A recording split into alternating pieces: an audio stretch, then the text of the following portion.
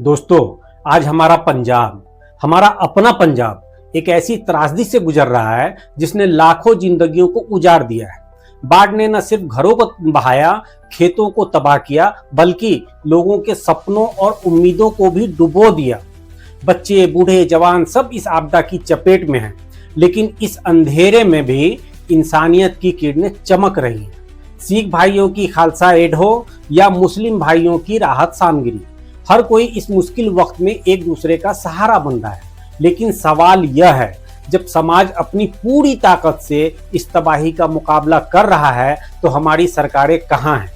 केंद्र की मोदी सरकार और पंजाब की भगवंत मान सरकार की खामोशी क्या बयान करती है? क्या यह सिर्फ नाकामी है या कुछ और?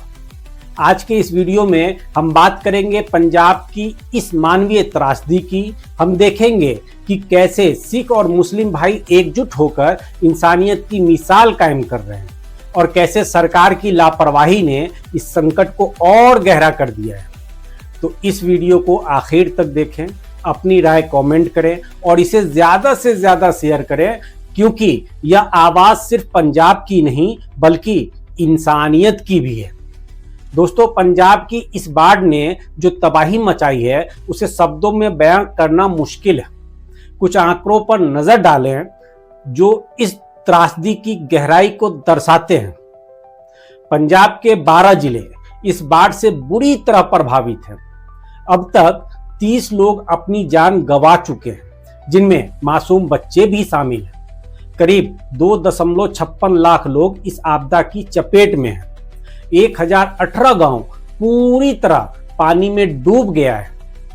61,632 हेक्टेयर यानी लगभग 1.52 लाख एकड़ जमीन और कुल मिलाकर 3 लाख एकड़ फसल बर्बाद हो चुकी है। और सबसे चौंकाने वाली बात पता है, इस अगस्त में पंजाब में 74% ज्यादा बारिश हुई, जो पिछले 25 सालों का रिकॉर्ड तोड़ चुकी है। ये आंकड़े सिर्फ नंबर नहीं है दोस्तों, हर नंबर के पीछे एक इंसान की कहानी है। एक परिवार जो रातों रात बेघर हो गया, एक किसान जिसका खेत उसकी जिंदगी का सहारा था अब पानी में डूबा है। यह सिर्फ बाढ़ नहीं बल्कि एक मानवीय त्रासदी भी है। इस तबाही का असर सिर्फ खेतों और घरों तक सीमित नहीं है। स्कूल बंद हैं, बच्चे पढ़ाई से वंचित हैं, सड़कें टूटी है, बिजली गुल है और कई जगहों पर तो पीने का साफ पानी तक नहीं मिल रहा है। लेकिन इस सब के बीच एक चीज जो हमें उम्मीद देती है वो है हमारी एकता। दोस्तों, इतिहास गवाह है कि जब जब इस मुल्क पर मुसीबत आई, सिख कौम ने हमेशा सबसे आगे बढ़कर उसका सामना किया। चाहे भूकंप हो, बाढ़ हो या कोई और आपदा, खालसा एड जैसी सिख संस्थाएं हमेशा सबसे पहले राहत लेकर पहुंचती है।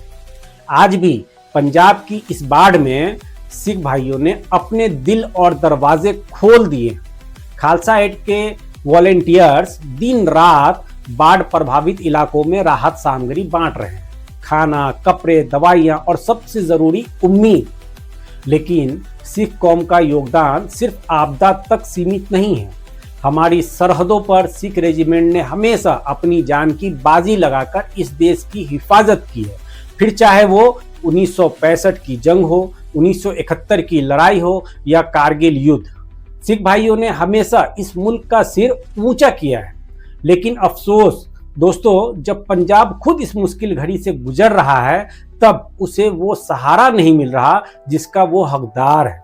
सिखों को खालिस्तानी कहकर बदनाम करने की साजिशें हो रही है और यह न सिर्फ गलत है बल्कि इस देश की एकता के लिए खतरनाक भी है। सिख कौम इस देश का गौरव है और हमें उनकी कुर्बानियों को कभी नहीं भूलना चाहिए। अल्हम्दुलिल्लाह दोस्तों, इस मुश्किल वक्त में इंसानियत की तस्वीर तब और खूबसूरत हो जाती है जब हम देखते हैं कि हमारे मुस्लिम भाई बहन भी पंजाब के लिए दिल खोलकर सामने आए हैं। मलेरकोटला, जालंधर और लुधियाना जैसे इलाकों में मुस्लिम समुदाय ने राहत सामग्री बांटी, खाने पीने का इंतजाम किया, दवाइयां दी और अपने घरों के दरवाजे बाढ़ पीड़ितों के लिए खोल दिए। कई मस्जिदों को आश्रय स्थल बनाया गया जहां लोग सुरक्षित रह सकें और इस सब के बीच शाही इमाम पंजाब मौलाना उस्मान लुधियानवी साहब का योगदान हम सब के लिए प्रेरणा है। उन्होंने खुद बाढ़ प्रभावित इलाकों में जाकर हालात का जायजा लिया, लोगों से मुलाकात की, उनकी तकलीफें सुनी और राहत पहुंचाने की अपील की। अल्लाह ताला उन्हें सलामत रखे और उनके कदमों में बरकत दे। यह सब साबित करता है कि जब नीयत इंसानियत की हो तो मजहब की दीवारें अपने आप गिर जाती हैं। सिख हो या मुसलमान, हम सब इस देश के बेटे बेटियां हैं और हमारी ताकत हमारी एकता में है। दोस्तों, अब सवाल उठता है कि जब समाज अपनी पूरी ताकत से इस संकट का मुकाबला कर रहा है तो हमारी सरकारें कहां हैं? केंद्र की मोदी सरकार और पंजाब की भगवंत मान सरकार, दोनों की खामोशी इस त्रासदी को और दर्दनाक बना रही है। इतने बड़े पैमाने की तबाही के बावजूद न तो कोई ठोस राहत योजना दिख रही है, न ही जमीन पर कोई बड़ा इंतजाम।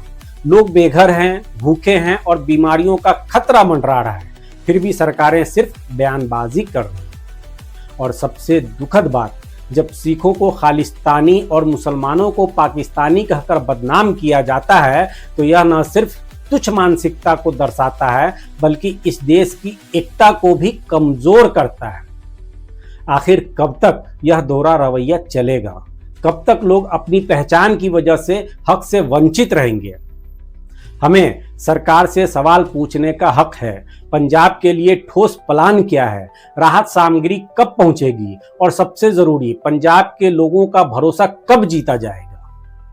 दोस्तों, इस संकट ने हमें एक बड़ा सबक दिया है। जब सरकारें पीछे हटती है तो समाज आगे आता है। सिख और मुस्लिम भाइयों ने मिलकर जो इंसानियत की मिसाल कायम की है वो इस देश की असली ताकत है। हमें यह समझना होगा कि हमारी ताकत हमारी एकता में है। नफरत की सियासत हमें बांट सकती है लेकिन इंसानियत हमें जोड़ती है। आइए हम सब मिलकर पंजाब के लिए दुआ करें। या अल्लाह, पंजाब के सभी प्रभावित भाइयों बहनों को सब्र दे, उनकी मदद फरमा, उनकी जान माल की हिफाजत कर। हमारे सिख भाइयों, मुस्लिम भाइयों और तमाम इंसानों को अपनी रहमत अता कर और हुक्मरानों के दिलों में रहम और इंसाफ डाल। दोस्तों, यह वक्त सिर्फ दुआ करने का नहीं बल्कि कदम उठाने का भी है। अगर आप पंजाब की मदद करना चाहते हैं तो राहत सामग्री भेजें, डोनेट करें या कम से कम इस वीडियो को शेयर करें ताकि ज्यादा से ज्यादा लोग इस त्रासदी के बारे में जानें। दोस्तों, पंजाब आज हमारी मदद का इंतजार कर रहा है। इस वीडियो को ज्यादा से ज्यादा शेयर करें ताकि हमारी आवाज उन तक पहुंचे जो इस संकट से जूझ रहे हैं। अपनी राय कमेंट में जरूर बताएं और हमारे चैनल को सब्सक्राइब करें ताकि हम ऐसी मुद्दों पर बात करते रहें।